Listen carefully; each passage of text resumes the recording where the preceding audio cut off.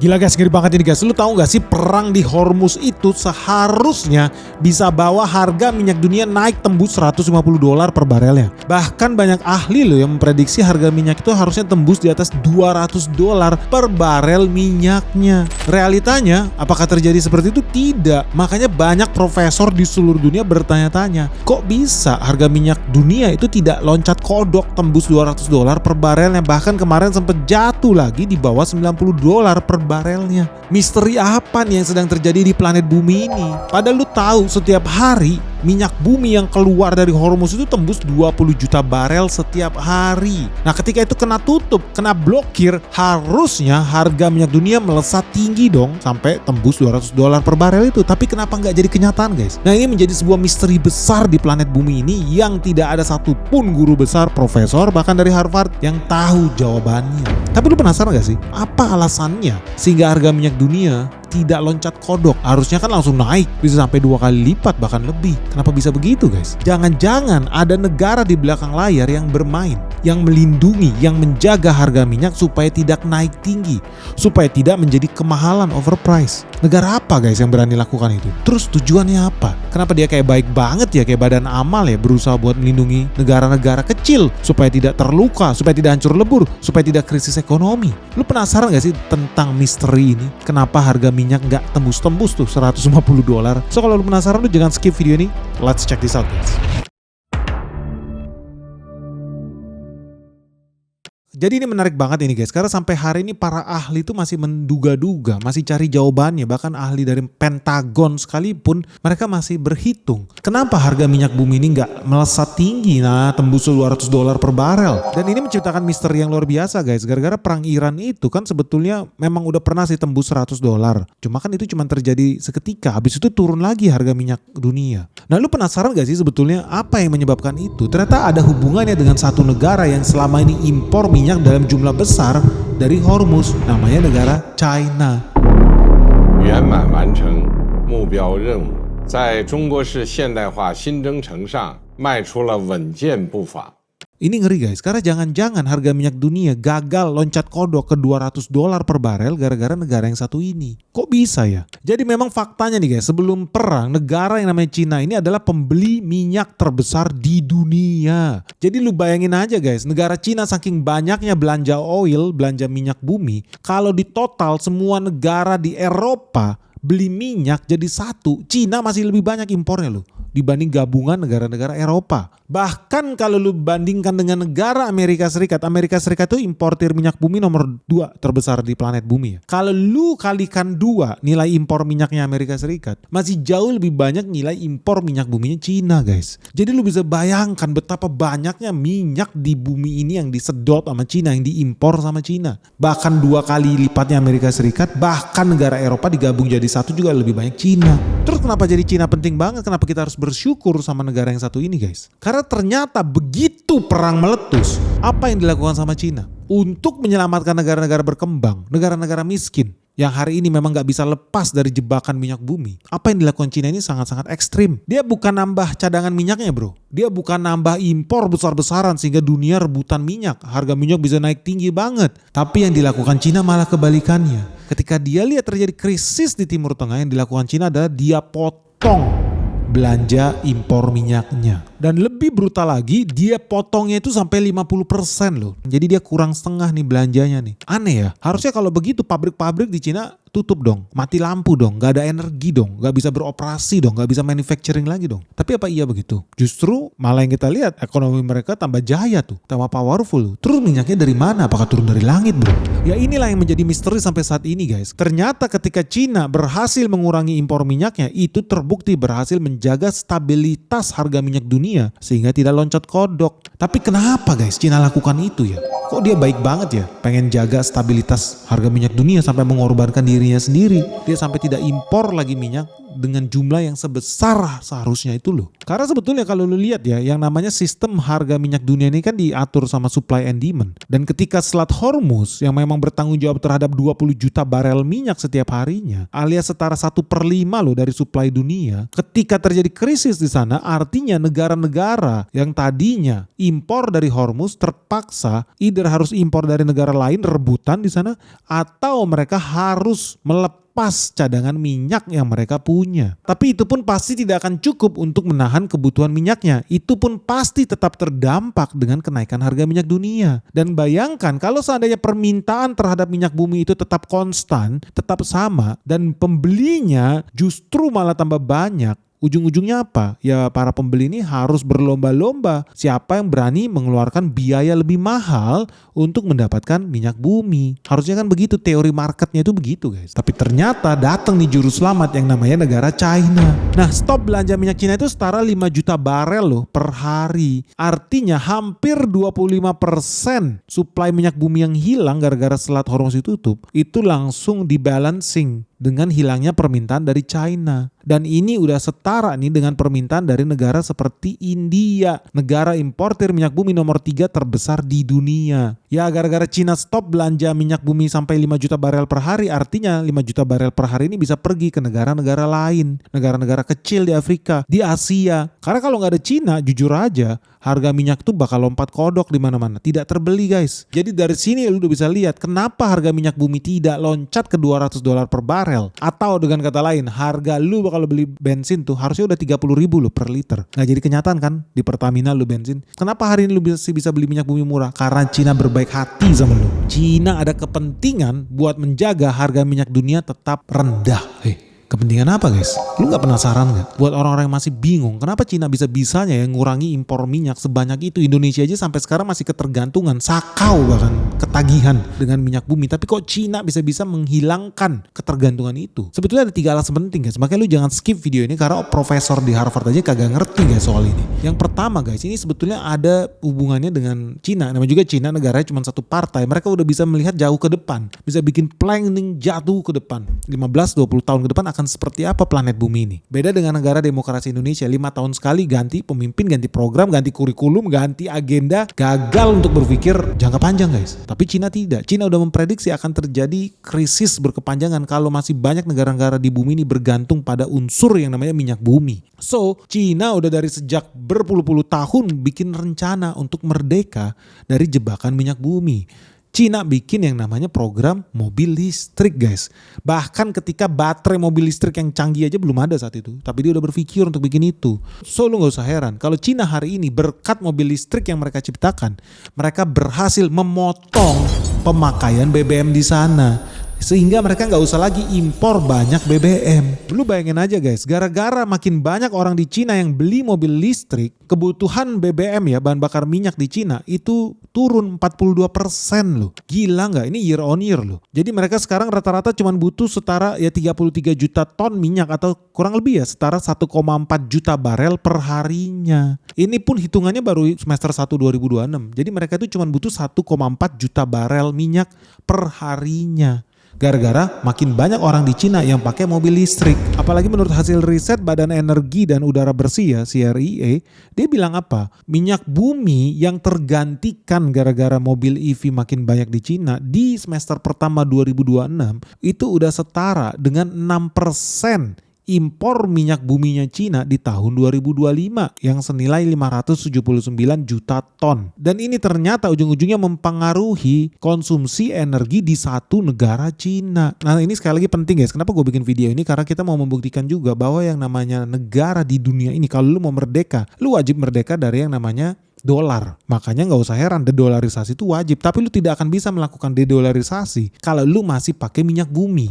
Guys, gawat banget ini guys, situasi di Hormuz makin panas, harga minyak makin lama makin tinggi, dan di Indonesia dampaknya apa? Harga gas makin tinggi, harga pupuk makin tinggi, harga plastik makin tinggi, bisa jadi inflasi makin merajalela loh di negara Indonesia. Nah dari sini lu bisa lihat dong, pasti ada juga perusahaan-perusahaan yang diuntungkan ketika terjadi krisis di Hormuz. Di saat yang sama juga pasti ada perusahaan yang dirugikan, dan ini sebetulnya wajib kita sebagai investor tahu lebih awal supaya lu bisa investasi lebih tepat guys. Karena cuma di Benix Investor Group ya, komunitas saham terbesar di Indonesia, lu bakal belajar langsung sama ahlinya. Lu langsung visit, diskusi, ngobrol langsung sama direksinya lu. Selama 1 tahun ke depan lu bakal mengetahui apa sih yang paling penting kalau lu mau jadi investor yang hebat guys. Apalagi di tengah dinamika situasi global yang makin gak menentu ini, 90% investor tuh nyungsep guys, rugi. Lu jangan sampai jadi mereka lah. So teman-teman tunggu apa lagi guys? Yuk segera bergabung di Benix Investor Group, daftarkan diri kalian di nomor yang ada di bawah ini atau kunjungi website www.benix.id sekarang juga, karena kita sebentar lagi mau ada event spesial loh. Kita mau ada acara temu emiten, kita mau ada site visit, dan kita mau ada gala dinner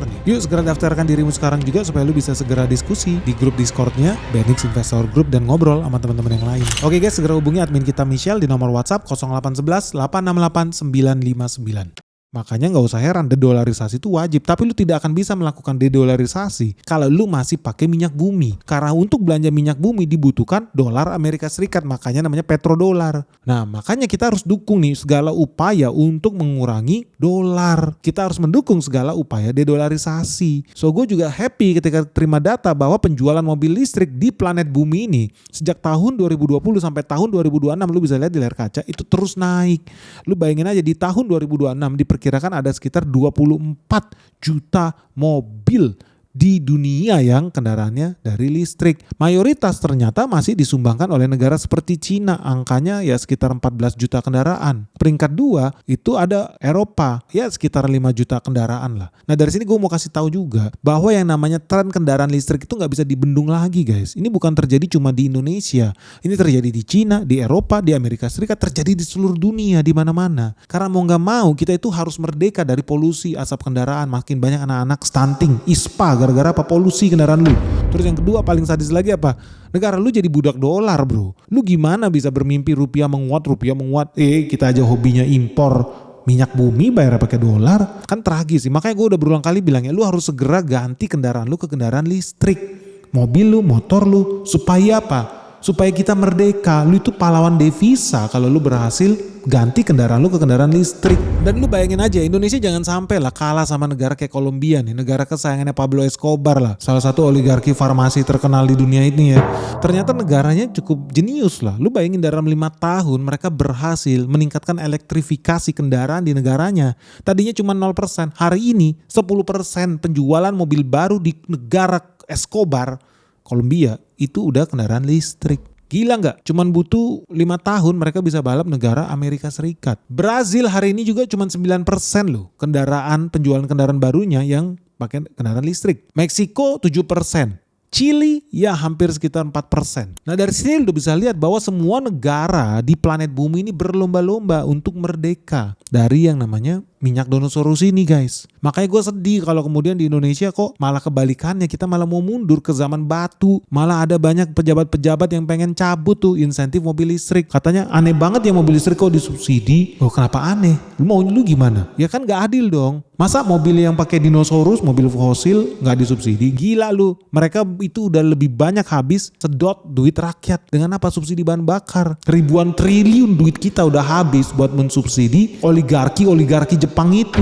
Terus hari ini mau komplain gitu gara-gara subsidi mobil listrik yang cuman setahun 2 tahun nilainya pun gak nyampe 10 triliun. Gila. Ini mah jangan-jangan ini mah gak usah pakai ribet. Ini orang pun udah bisa lihat. Sengaja mau dihancurkan industri mobil listrik tanah air. Supaya Indonesia kembali menjadi budak dolar. Indonesia impor minyak bumi dalam jumlah besar. Kita gak bisa merdeka dari yang namanya minyak bumi itu guys. Sadis ini permainan oligarki nih. Padahal trennya negara-negara di seluruh dunia ya mengurangi bahkan impor BBM. Memperbanyak penggunaan mobil listrik. Tapi ada satu kabar baik juga lah kayak di Indonesia misalkan. Diprediksi ya penjualan kendaraan listrik di Indonesia itu bisa tembus 69%. Artinya 1/4 dari mobil yang dijual sekarang ini berteknologi ramah lingkungan. Oh that's a good thing guys. 25% artinya masih kalah sih tapi kita sama Cina guys.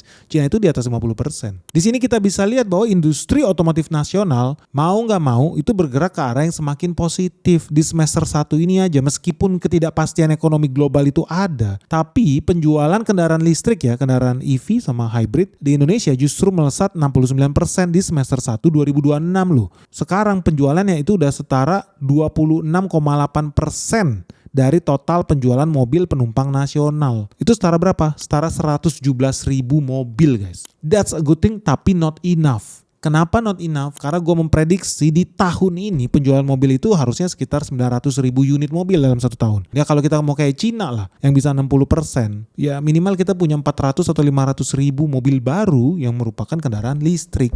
Nah kalau hari ini semester 1 aja cuma 100 ribu unit, wah jauh bro. Kapan kita bisa mencapai titik seperti Cina yang udaranya bersih, yang gak perlu lagi bakar bensin, gak perlu lagi impor tuh dari raja-raja Arab yang udah kekayaan kebanyakan duit tuh. Dan kenapa ya kita harus dukung nih industri mobil listrik tanah airnya, bukan karena mereka udah banyak investasi di sini, itu bagus.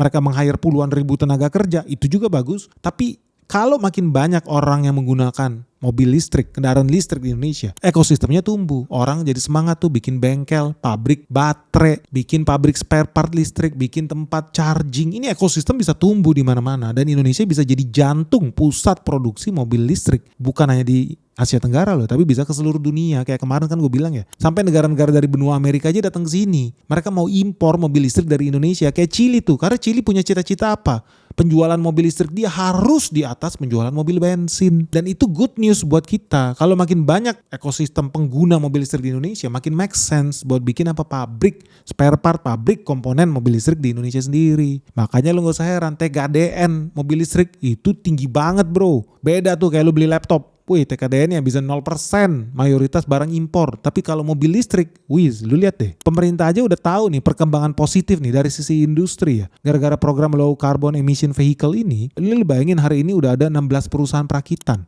Udah ada 332 pemasok komponen dalam negeri. Hari ini rata-rata tingkat komponen dalam negeri alias TKDN di kendaraan listrik itu udah mencapai 40-46%. Bahkan beberapa model sudah menyentuh 80%. Lu bayangin guys, ini belum mereka pakai baterai nikel kita loh.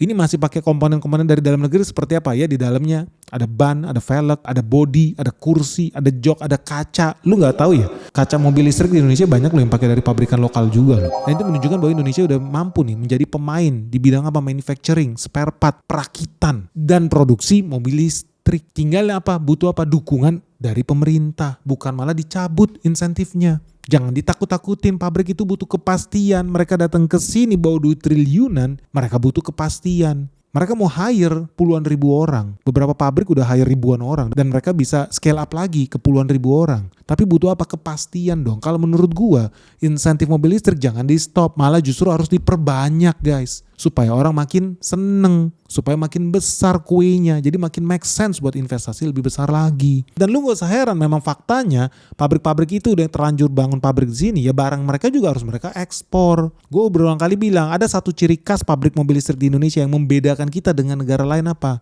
Pabrik buatan mobil listrik Indonesia itu setirnya di kanan.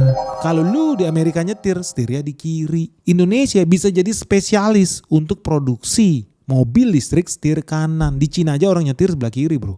Nah kita punya kue nih yang bisa masuk kemana? Australia, New Zealand, Inggris, Jepang. Semua setirnya sama kayak Indonesia. Gue sih gak heran kalau Indonesia bakal jadi eksportir mobil listrik yang besar di Asia Tenggara. Lu lihat datanya aja lah, kinerja ekspor Indonesia itu positif. Ekspor kendaraan utuh itu meningkat 7,7% jadi 250 ribu unit. Ekspor komponen juga naik hingga 112%.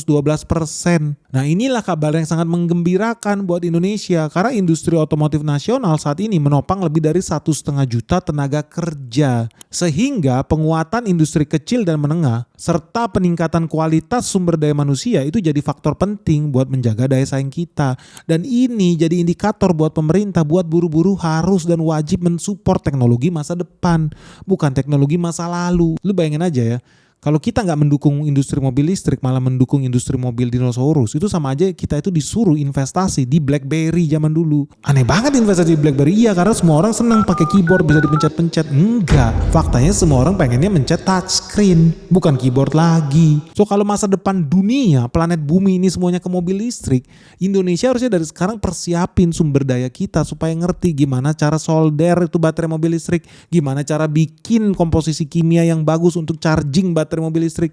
Kita harus siapin sumber daya kita ke arah sana. Dan kita harus fokus, kasih insentif, kasih subsidi ke arah sana supaya makin berkembang industri ini. Bukan malah dimatikan. Karena kalau dimatikan artinya pemerintah mendukung industri dinosaurus. Industri yang harusnya masuk ke museum guys. Industri yang ditakdirkan buat nyungsep. Industri yang bikin APBN kita boncos. Gob Goblok itu namanya guys. Bahlil aja udah sampai stres nih. Lu lihat mukanya tuh stres banget tuh. Gara-gara apa? Devisa negara bocor bro 500 triliun per tahun. Buat apa? Buat impor BBM. Gila 500 triliun setiap tahun bocor kemana? Mafia minyak Singapura, mafia minyak Malaysia, raja-raja Arab. Gila lu mau sampai kapan kita ini memperkaya negara lain bro? Lu gak pikir sih sayang banget duit lu kabur terus ke Singapura? Kenapa gak sih memperkaya pengusaha dalam negeri aja? Pekerja dalam negeri aja? Kalau lu pakai mobil listrik, bensinnya dari mana? Dari Indonesia bro, dari Jambi, dari Kalimantan, dari tambang batu bara punya kita juga. Sopirnya, drivernya, penambangnya, drillingnya, operator truknya, operator ekskavatornya itu orang Indonesia bro. Masa lu hobi memperkaya orang luar? Masa lu hobi memperkaya mafia minyak di Singapura? Aneh banget. 500 triliun setiap tahun bocor ke luar negeri. Lu bayangin tuh bisa jadi berapa sekolah? Bisa jadi berapa rantang MBG bro? Bisa jadi berapa banyak jembatan bro? Biayain S2. 500 triliun setiap tahun bocor. Cuma nambah penyakit di Indonesia karena makin banyak juga orang sakit paru-paru, pernapasan. Anak-anak Indonesia jadi stunting gara-gara polusi tuh dari mobil dinosaurus tuh yang dipakai. So makanya teman-teman ya, gue dari bertahun-tahun lalu udah bilang kita harus segera berhasil transisi dari kendaraan dinosaurus ke kendaraan listrik. Dan caranya gimana? Ya harus perbanyak insentif untuk mobil listrik, untuk motor listrik, untuk kendaraan listrik. Kalau perlu diperbanyak dan bahkan gratis masuk jalan tol, bukan malah dicabut. Lu udah harus pikir tuh kalau tiba-tiba ada pejabat di Indonesia yang bilang mau cabut insentif mobil listrik. Jangan-jangan dia sahabatan tuh sama mafia impor minyak. Paham lu sekarang? So buat teman-teman gimana? Lu setuju gak sih sama petisinya Benix nih? Buat apa? Perpanjang insentif mobil listrik, jangan di stop dong. Kalau lu setuju segera klik link di bawah ini guys. Supaya insentif mobil listrik, insentif motor listrik diperpanjang. Minimal sampai ada 1 juta unit lah mobil listrik di Indonesia. Kenapa? Karena kita mau Indonesia bebas dari budak minyak. Indonesia mau anggaran negara kita dipakai untuk hal yang bermanfaat buat dalam negeri. Bukan rupiah digadaikan buat belanja dolar. Terus dolar dipakai buat beli minyak. Minyaknya diimpor ke Indonesia terus dibakar. Kan konyol bro. Nah tapi gue gak heran juga sih. Karena kalau lihat yang tanda tangan petisi juga cuma 24.000 orang bro. Gimana sih lu ini? Lu mendukung atau gak sih Indonesia ini bebas dari BBM? Indonesia ini bebas dari jebakan devisa itu. 500 triliun bocor setiap tahun. Makanya guys segera share dong petisinya guys. Supaya makin banyak yang tanda tangan. Begitu mencapai 100.000 tanda tangan petisinya. Kita bakal langsung nih ke Menteri Keuangan Purbaya. Bukti nih bahwa apa? Banyak rakyat Indonesia yang butuh insentif mobil listrik itu diperpanjang. Bahkan menurut gue harusnya gratis tuh masuk jalan tol yang namanya mobil listrik. Lu setuju gak guys? By the way kan di awal gue bilang ada 3 alasan loh. Kenapa harga minyak dunia tuh gagal jebol ke $200 per barel. Salah satunya karena Cina udah mengurangi belanja minyaknya. Karena dia sudah transisi ke mobil listrik guys. Terus apa sih 2 alasan yang lain? Lu penasaran gak? Kalau lu penasaran lu segera like video ini. Begitu mencapai 24.000 like dalam 24 jam kita bakal rilis video edisi khusus nih. Sebetulnya gimana sih strategi Cina buat mengurangi impor minyak yang sampai 50%? Dan kenapa dia lakukan itu? Apakah murni untuk menyelamatkan negara-negara miskin, negara-negara berkembang yang hari ini masih bergantung pada minyak bumi? Atau jangan-jangan ada hal yang lebih penting lagi? Dan yang paling penting apa? Segera like video Benix and share video kita sebanyak-banyaknya. Semoga video ini bermanfaat. Salam sehat, salam cuan. Bye-bye. Gue tanya dulu. By the way menurut lu kenapa ya di Indonesia banyak pejabatnya yang malah